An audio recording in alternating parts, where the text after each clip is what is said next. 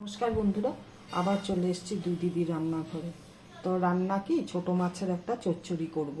তো কিভাবে করব আমি সেটাই তোমাদের সাথে শেয়ার করব। তো এটা আমাদের এখানকার লোকাল নদীয়ালি মাছ বলে, ওই মাছ আর একটু ট্যাংরা মাছ আছে কয়েকটা, 4-5টা।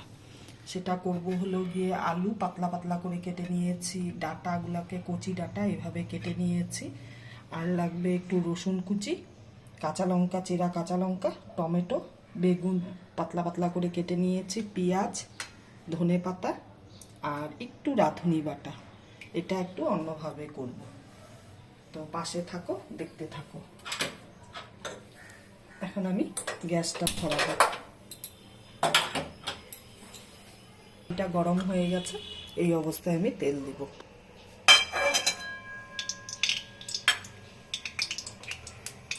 তেলটা গরম হোক, তারপরে মাছ ভাজবো। তেল গরম হয়ে গেছে, তেল দিয়ে ধুয়ে উঠছে, এই অবস্থায় আমি মাছগুলো ছাড়বো তেলের মধ্যে।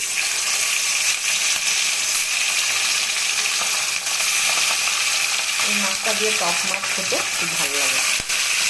সেরকম গরম করলে টক মাছ করলে ভালো লাগে। এইভাবে আমি সব মাছগুলো ভেজে নেব। একটু ঢাকা দিয়ে দিব কেন ফুটে ফুটে। এক এক করে সব মাছগুলো ভেজে নিচ্ছি। এখন ট্যাংরা মাছগুলো ভাজবো।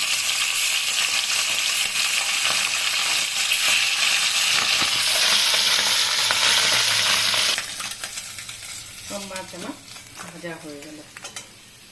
এখন আমি এই তেলের মধ্যে বেগুনটাকে ভাজবো।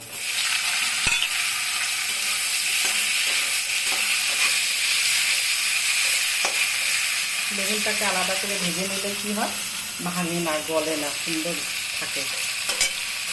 একটু ঢাকা দিয়ে দিই। বেগুনটা আমার ভাজা হয়ে গেছে, এই অবস্থায় আমি তুলে নেব।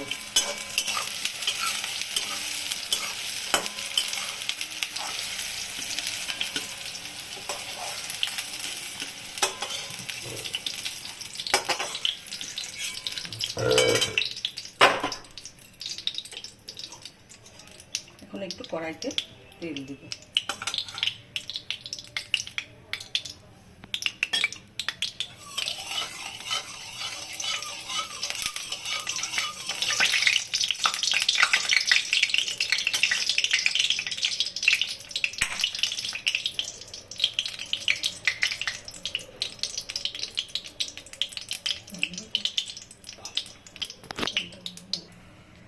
তেল গরম হয়ে গেছে, এখন আমি রসুনটা ছেড়ে দিব।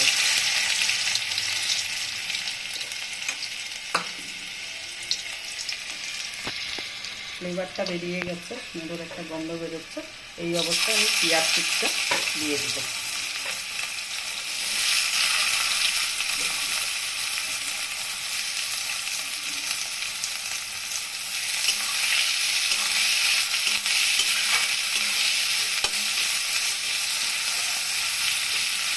পেঁয়াজ কুচিটা দিয়ে দিলাম।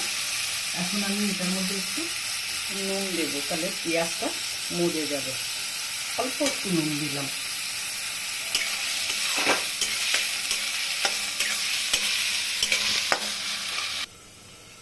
পেঁয়াজের মধ্যে নুন দিয়ে একটু ঢাকা দিয়ে দিয়েছিলাম মজার জন্য। পেঁয়াজটা মজে যায়, তাহলে নুন দিয়ে একটু ঢাকা দিয়ে দিলে পরে অনেকটাই মজে যাচ্ছে পেঁয়াজটা।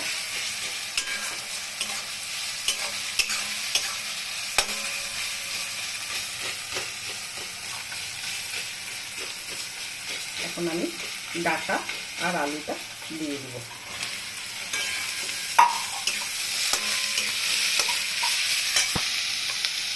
একই সাথে টমেটোটাও দিয়ে দিব,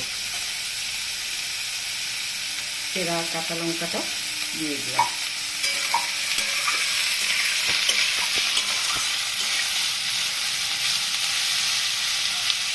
দিয়ে এখন একটু চাপা ঢাকা দিয়ে দিব। গ্যাসের আঁচটাকে কমিয়ে দিব।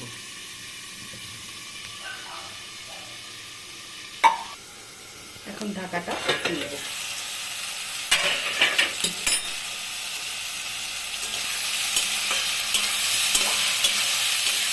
অনেকটাই মজে যাচ্ছে। এখন আমি এই অবস্থা নুন হলুদ সব দেবো। এইভাবে চচ্চড়িটা করে খেয়ে দেখবে, দারুণ লাগে। কোনো তেল মশলা সেরকম না, কিন্তু দারুণ লাগে। যার যার বাড়ির স্বাদ অনুসারে ঝাল দেবেন। নুনটাও তাই, কেউ কম খায়, কেউ বেশি খায়, ঝালও তাই। এখন আমি নুন হলুদ দেবো।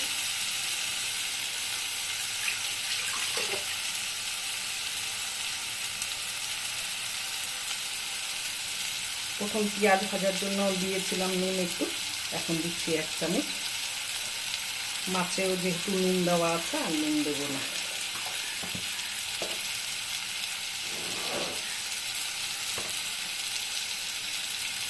আর দেবো হলুদ,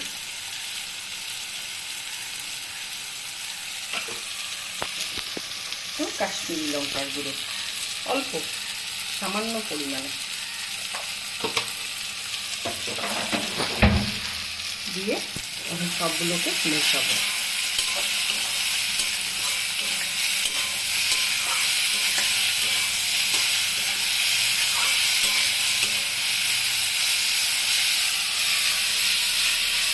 যেহেতু নুন দিয়েছি এখন জল ছাড়বে, তো তার জন্য একটু আমি ঢাকা দিয়ে দিব 1 মিনিটের জন্য। জলটাও ছাড়বে আর সেদ্ধও হবে। গ্যাসের আঁচটাকে কমিয়ে দিব, দিয়ে ঢাকা দিয়ে দিব। 1 মিনিট পরে ফিরে আসছি। এখন ঢাকাটা তুলব।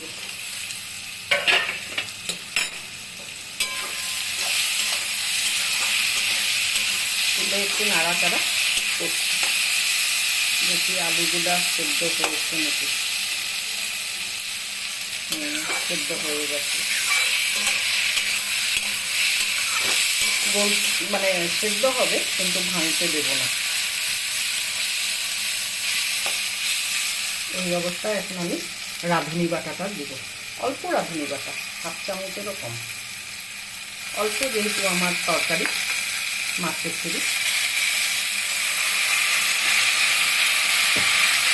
বাটি ধোয়া জলটা দিয়ে দিলাম।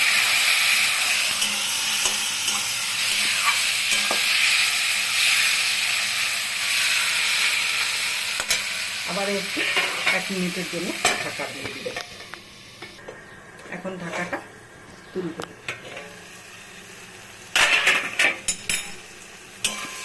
হয়ে গেছে আমার মাছের তেল কষানো। এই অবস্থা।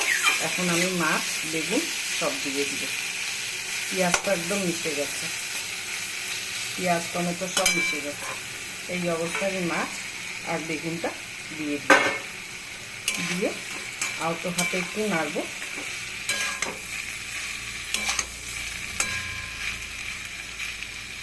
বেশি ঘাটাঘাটি করব না, একটু জল দিব সামান্য, দিয়ে গ্যাসের আঁচটাকে বাড়িয়ে দিব। কেন মাছের ভিতরে, বেগুনের ভিতরে এই রাঁধুনি বাটার গন্ধটা, ফ্লেভারটা ঢুকবে, তার জন্য একটু জল দিলাম। দিয়ে 1 মিনিটের জন্য একটু ঢাকা দেবো। দিয়ে গ্যাসের ফ্লেমটাকে একদম মিডিয়ামে করে দেবো, বাস তারপরেই নামিয়ে ফেলবো। ঢাকাটা এখন তুলব। তো আমার মাছ চচ্চড়ি হয়ে গেছে। দেখুন, আমার রান্নাগুলো যদি ভালো লাগে তাহলে লাইক, কমেন্ট, শেয়ার করবেন প্লিজ। আর পাশে দেওয়া, ইউটিউবে গেলে করে পাশে দেওয়া বেল আইকনটা প্রেস করবেন। চেষ্টা করি আপনাদের সাথে ভালো কিছু করার জন্য। তো জানি না আমার ভালো হয় কি না। তো আপনারা ভিডিওটা পুরোটা দেখবেন। তো এখন আমি এই অবস্থা ধনেপাতা কুচি আর লঙ্কা, চেরা লঙ্কাটা দিয়ে দেব। আজকের জন্য ভিডিওটা রাখছি। টাটা, সবাই ভালো থাকবেন, সুস্থ থাকবেন। এই যে ধনেপাতা দিয়ে একটু নাড়াচাড়া করে এখন আমি গ্যাসের ফ্লেমটাকে বন্ধ করে দেব। হয়ে গেছে আজকের জন্য আমার মাছ চচ্চড়ি রেসিপি কমপ্লিট।